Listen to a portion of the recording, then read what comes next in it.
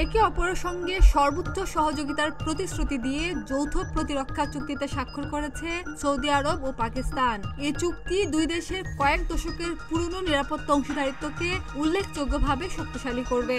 এক প্রতিবেদনে এই তথ্য জানিয়েছে কাতার ভিত্তিক সংবাদ মাধ্যম আল জাজিরা। পাকিস্তান ও সৌদি আরবের মধ্যে স্বাক্ষরিত এই চুক্তিতে বলা হয়েছে, কোনো এক দেশের উপর আগ্রাসন হলে সেটিকে উভয় দেশের উপর আগ্রাসন হিসেবে গণ্য করা হবে। পাকিস্তানের প্রধানমন্ত্রী শেহবাজ শরীফের সৌদি সফরে ক্রাউন প্রিন্স মোহাম্মদ বিন সালমানের সঙ্গে বৈঠকের পর রিয়াদে এই চুক্তি হয়।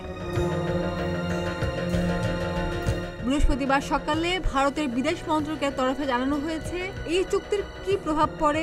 পাকিস্তান ও সৌদি আরবের এই পারস্পরিক প্রতিরক্ষা চুক্তি জাতীয় নিরাপত্তা, আঞ্চলিক ও বৈশ্বিক স্থিতিশীলতার উপর কি ধরনের প্রভাব ফেলতে পারে তা খতিয়ে দেখবে তারা।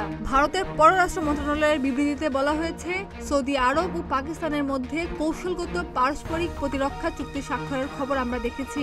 এ ধরনের একটি উদ্যোগের বিষয়টি আমাদের জানা ছিল, যা দুই দেশের দীর্ঘদিনের একটি অনানুষ্ঠানিক সমঝোতাকে এখন আনুষ্ঠানিক রূপ দিয়েছে। আমরা জাতীয় নিরাপত্তা, আঞ্চলিক ও বৈশ্বিক স্থিতিশীলতার উপর এর সম্ভাব্য প্রভাব খতিয়ে দেখব। জাতীয় স্বার্থ রক্ষা ও সর্বস্তরে সমন্বিত জাতীয় নিরাপত্তা নিশ্চিত করাই ভারত সরকারের অঙ্গীকার। তবে ভারতের প্রধানমন্ত্রী নরেন্দ্র মোদীর শাসনামলে রিয়াদের সঙ্গে নয়াদিল্লির সম্পর্ক ধারাবাহিকভাবে ঘনিষ্ঠ হয়েছে।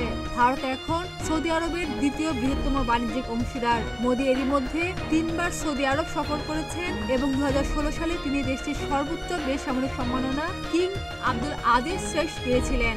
ডেস্ক রিপোর্ট, প্রতিদিনের বাংলাদেশ।